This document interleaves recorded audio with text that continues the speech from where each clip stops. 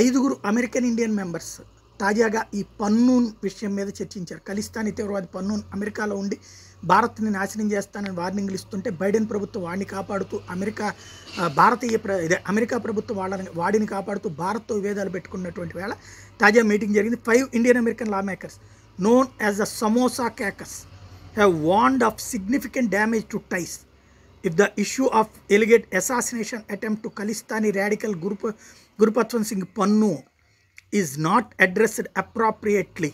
We believe the US-India partnership has made a meaningful impact on the lives of both of our people, but we are concerned that the actions outlined in the indictment could, if not appropriately addressed, cause significant damage to this very consequential partnership. The 5 lawmakers said after a secret briefing by the Biden administration on Indian man Nikhil Gupta's indictment in the kill Pannoon plot. ఓ పక్కన Biden ప్రభుత్వం తెలివిగా ఏం చేస్తుందంటే భారతీయ సంతతి కలిగినటువంటి అమెరికన్స్ని పిలిచి అక్కడ ఉన్న ప్రజాప్రతినిధులు వాళ్ళకి భారతదేశం కుట్ర పన్నింది అని చెప్పేసి వివరించింది. వాళ్ళు కూడా విని ఇదంతా తప్పు, అసలు ఈ వ్యవహారంలో భారత్ అనుసరిస్తున్న వైఖరి కరెక్ట్ కాదు అంటూ బైడెన్ ప్రభుత్వానికి హితవు చెప్పారు.